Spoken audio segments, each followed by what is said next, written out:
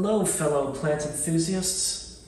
So this is my beautiful, nice, lush green, yet I've never had it flower, Queen of the Night. It's a nice epiphytic plant, and you don't see them in stores too often. You typically see the Christmas cactus or Thanksgiving cactus or Easter cactus. And if you want something specialty of that style of epiphytic plant, you have the fishbone cactus, also known as the zigzag cactus. But even less common in garden centers are the Queen of the Night plants. So anyway, this one started out with a small piece that my aunt sent to my dad and my dad didn't want.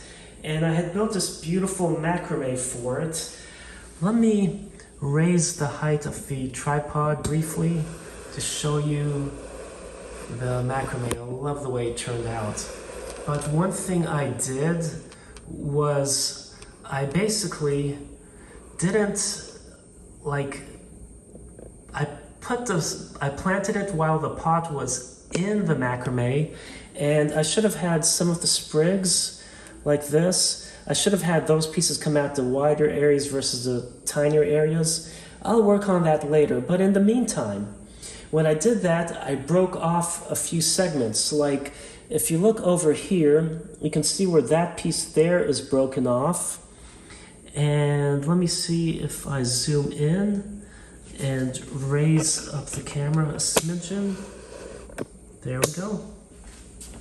You can see how that stub is broken off, for example. And I noticed that when I'd find leaves that are wilted, and these weren't as wilted, but I pulled them a couple weeks ago, it just took me a while to get to this video. The area where it was broken started rooting in a nice rosette around. You know, they typically root on the leaves, but that was kind of interesting. So this would be easier to just plant in soil and have it grow. Concurrently, you have segments, like some long thin pieces, that I could stick that section. You have some roots growing in the soil and let that grow.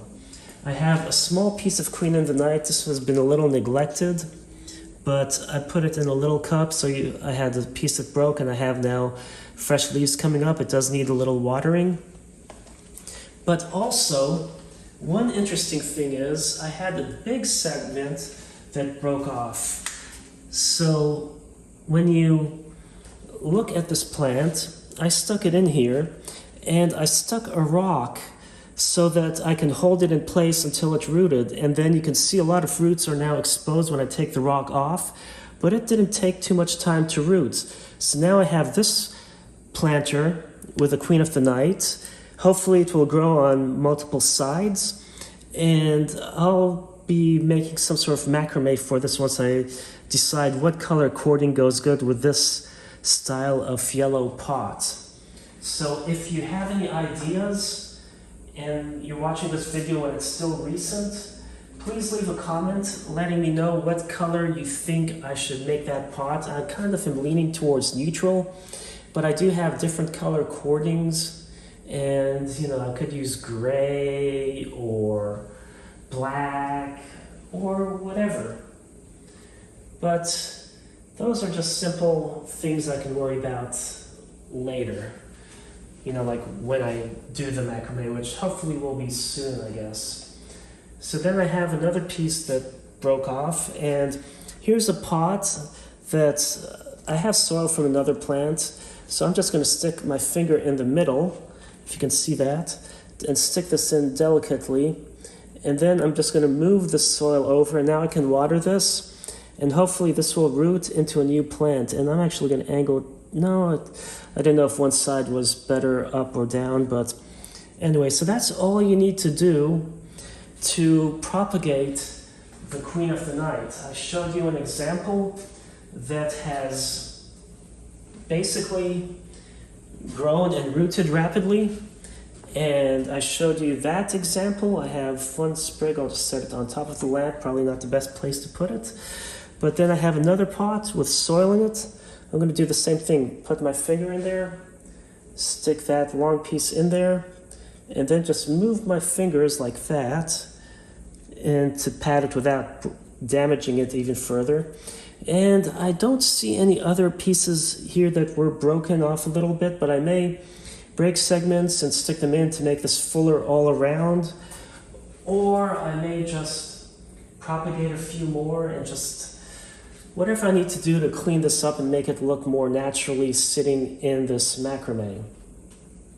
Now, just in case any of you are wondering, right here I have Sarracenia seedlings which I propagated back in February or March, and they haven't grown much. I put them in a sunny window and they're still alive. You can see tiny pictures, or maybe you can't from that viewing angle.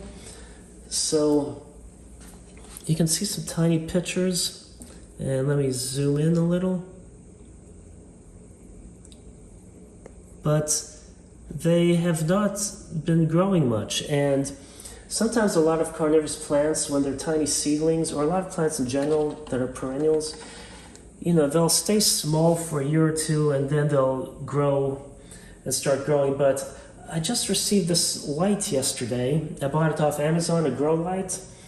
And I like this light because I like that it's a nice wider color. A lot of times the lamps are 3000 kF of spectral output. They claim to be sunlight.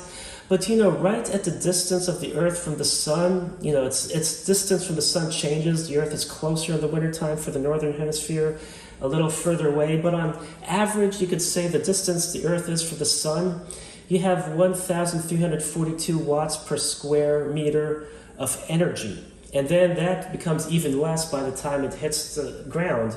So when you have a 15-watt light at 3000 K color temperature, which they're like, oh, this is mimicking natural sunlight, it still looks too yellow because it's not as bright as the sun. And I have that with another lamp, but not with this one. So anyway, I kind of like this grow light that I found. But anyway, that's off topic. I hope you found this video interesting and informative and are inspired to get or propagate your own Queen of the Night plants. Thanks for watching and happy planting.